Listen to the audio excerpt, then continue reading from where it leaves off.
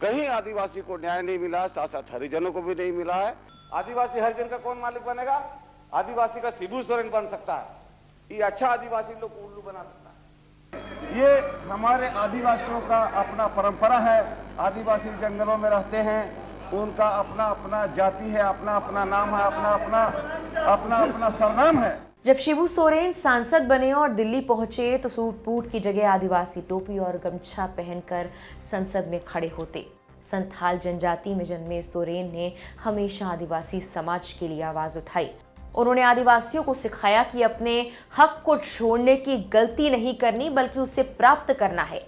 संसद में कई मौकों पर वो आदिवासियों के लिए बोलते नजर आए। 1997 में आदिवासियों पर बोलते हुए संसद में शिबू सोरेन ने क्या कुछ कहा था, सुनिए। सभापति महोदय, बोलने दीजिए। थोड़ा जंगल का, गांव का तकलीफ है, शहर का तो बहुत आपने सुना। 1-2 मिनट और बोलिए। किताब में लिखा हुआ सुना, हम तो किताब में हम कुछ लिखा नहीं है। मुझे जो देखा हुआ मैं बोल रहा हूँ। हजारों हजारों हजारों कई हजारों में चापाकल गाड़ दिया। उसपे आज 10 साल तक उसपे मुंडी नहीं लगाया। वही चापाकल, ऐसे बिना मुंडी का चापाकल, और जितना लिफ्ट इरिगेशन टूटा हुआ। तो ये कैसी योजना है? अब हमारे यहाँ विशेष करके एक पठारी विकास, वर्ल्ड बैंक से पैसा लोग ला रहा है। हमारे भारत सरकार के लोग वर्ल्ड बैंक पैसा दे रही है। क्या है? वर्ल्ड के लोग देख रहे हैं कि आदिवासी, गिरिजन, हरिजन, दुर्जन, दुखी लोग, इनका विकास करना चाहिए। हमारे बिहार में चलता है वर्ल्ड बैंक का मामला। हम बोला भैया, वर्ल्ड बैंक वाले जंगल के ऊपर वहां 18 फुट का सड़क बना रहे हैं। हम बोला क्यों ऐसा कर रहे हैं भाई? बोले एकदम ऊपर से आया है, वर्ल्ड बैंक का फैसला है। कहां से? दिल्ली से। और कहां से? अरे दिल्ली में तो मैं रहता हूं, बताओ कहा नहीं पूछा? मेरे लिए सड़क हो रहा है। हम कई अफसरों को बोला कि भाई देखो ऐसा क्यों हो रहा है? पैजामा कुर्ता अगर हमारे लिए बन रहा है तो हमारा नाप होना चाहिए कि नहीं? कमिश्नर अपने नाप ठोके जा रहा है, अपने नाप से बना जा रहा है, मंत्री अपना नाप दिया जा रहा है, तो कैसे बनेगा? वर्ल्ड बैंक का ये हालत है। जिस आदिवासी के हत्या में कपड़ा नहीं, उसका नाप का कुर्ता बना रहा है, तो आइए सब लोग अपना नाप दिए जा रहे हैं और मंत्री लोग दिए जा रहा है। इसीलिए ये कैसे काम होगा? सभापति महोदय, पूरा बर्बाद, पूरी बर्बाद। अब इसका पूरा देश के अंदर आक्रोश है और इस भाषण उसन से हम होने वाला है। कुछ करना होगा, बहुत जरूरी है, करना होगा। आज आजादी का बात हम लोग बोलते हैं। आज गांव में कोई आदमी नहीं जानता आजादी किस चिड़िया का नाम है। चलिए हम आपके सामने बता दें। कोर्ट कचहरी बोलता थाना, वो तो थाना तो हुजूर मार मार। कोर्ट जिसका पैसा उसी का कोर्ट है। कितने लोग हैं? 95 और 5 हम लोग चिल्ला।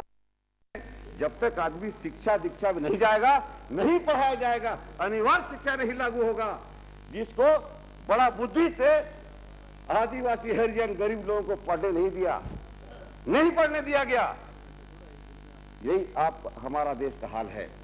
आदिवासी के तरफ से कहना चाहूंगा कि आदिवासियों का समस्या का हाल आपने पिछली सरकार के समय में दंगा हुआ, लाखों लोग हुए, घर छोड़ घर आग लगा दिया गया, लग गया, आपस में लगाया गया। आज भी कैंप में है और उनको असम सरकार की तरफ से खाने तक का, कपड़ा तक का मुहैया नहीं किया जा रहा। और झारखंड इलाका से क्या प्राप्त हो रहा है ये तो आप देश को मालूम ही है। और अभी किसी भी प्रकार का समस्या का निदान का बात हम लोग सोच नहीं पाते हैं। पूरे देश में आदिवासियों का समस्या, हरिजनों का, पिछड़ों का, गरीबों का, अल्पसंख्यक का। सिर्फ बात में कोरम पूरा होगा तो नहीं समझते कि हमारा देश चल पाएगा और हम लोग शांति से रह पाएंगे। बात तो अच्छी अच्छी हो रही है। आवाम के बीच में जाइए, ये सरकार, क्या लोग कहते हैं, जनता कहती है कि सरकार गिराओ और सरकार बैठाओ। क्या कार्यक्रम चल रहा है? तो सरकार तो गिरते रहेगी और चलते भी रहेगी। इसको तो मेरा ताकत या किसी का ताकत की बात नहीं, हमारा संविधान का मामला है। लेकिन जो जेन्युइन बातें, जहां का उचित सवाल है, उसको देखना पड़ेगा, उस पर ध्यान रखना पड़ेगा। अभी पिछले सरकार, माननीय प्रधानमंत्री जी देवेगौड़ा जी ने उत्तराखंड का घोषणा किया। उत्तराखंड का अता पता का कोई आवाज नहीं सुनाई पड़ा आज हमको। तो क्यों ऐसा जिम्मेवारी बात कह करके उन सभी चीजों को इग्नोर किया जाता है? क्यों अधिकार जनता को? हम गरीब आदमी हैं, हम बिजनेस के लिए झारखंड अलग राज्य थोड़ी ले रहे हैं। अलग राज्य का बात बड़े नेताओं के बाद अभी माननीय चंद्रशेखर जी भी है, इन्होंने बड़ा स्पष्ट अपने प्रधानमंत्री काल में कहा था, भाई देश में युक्ति नहीं जुट रहा है इसलिए अधिकार ले लो। हम बोला सर अधिकार ही दिलाइए, तो बात नहीं हुआ, बात चलती गया। तो आदिवासी का बात और पिछड़ों की बात क्यों कहा जा रहा है?